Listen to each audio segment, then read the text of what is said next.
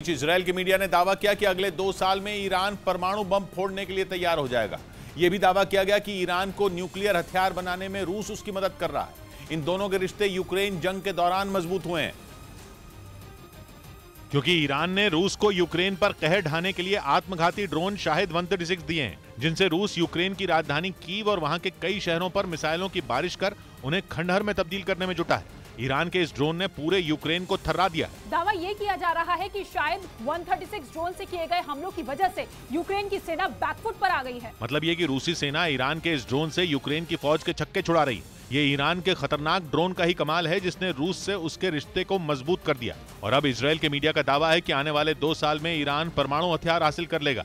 और अगर इस दावे में जरा भी सच्चाई है तो यह अमेरिका और दूसरे पश्चिमी देशों के लिए खतरे की घंटी है, क्योंकि दावा किया जा रहा है कि एटम बम बनाने के बाद ईरान अमेरिका और इजरायल के खिलाफ ही जंग का बुगुल बजा देगा, जिसका सीधा मतलब होगा तीसरा विश्व युद्ध। अमेरिका और दूसरे पश्चिमी देशों के लिए परेशानी की बात यह भी है कि ईरान को परमाणु बम की ताकत से लैस करने में रूस उसकी मदद कर रहा है। इजरायल के मीडिया से पहले यूक्रेन ने भी यह दावा किया था कि रूस और ईरान के बीच एक सीक्रेट परमाणु डील हुई है। इसका एक वीडियो भी वायरल हुआ था और दावा किया गया था कि वीडियो ईरान के परमाणु अड्डे का है। IAEA यानी इंटरनेशनल एटॉमिक एनर्जी एजेंसी की एक रिपोर्ट के मुताबिक परमाणु हथियार बनाने के लिए 90% शुद्धता वाले यूरेनियम की जरूरत होती है और मौजूदा वक्त में ईरान के पास 60% शुद्धता वाला यूरेनियम जमा हो चुका है। रिपोर्ट में यह भी दावा किया गया कि 60% शुद्धता वाले यूरेनियम से ईरान मुश्किल से एक परमाणु बम बना सकता है, क्योंकि दूसरे विश्व युद्ध के दौरान जापान के शहर हिरोशिमा पर गिराया गया एटम बम 64% शुद्धता वाले यूरेनियम से बनाया गया था।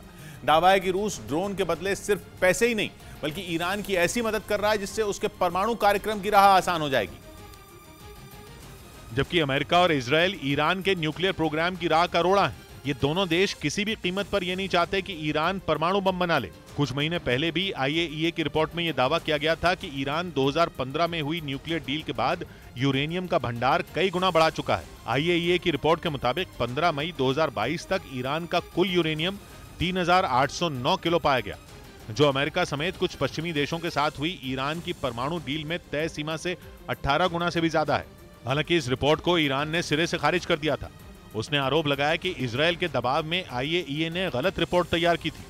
लेकिन अब इजरायल के मीडिया ने दावा किया कि ईरान जल्द ही रूस की मदद से परमाणु बम बनाकर पूरी दुनिया के लिए मुसीबत खड़ी कर सकता है।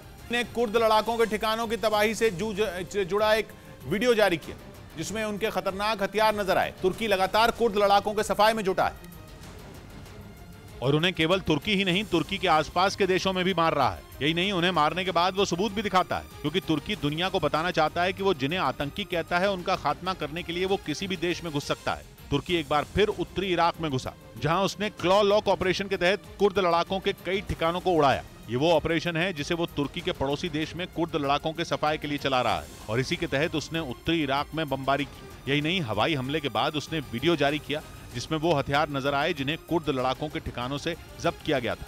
तुर्की ने दावा किया कि इन हथियारों में एंटी टैंक मिसाइल और रॉकेट लॉन्चर भी शामिल हैं। यानी तुर्की की दुश्मन कही जाने वाली कुर्दिस्तान वर्कर्स पार्टी के पास भी खतरनाक हथियार हैं और इसीलिए तुर्की उसके लड़ाकों को जल्द से जल्द खत्म कर देना चाहता है।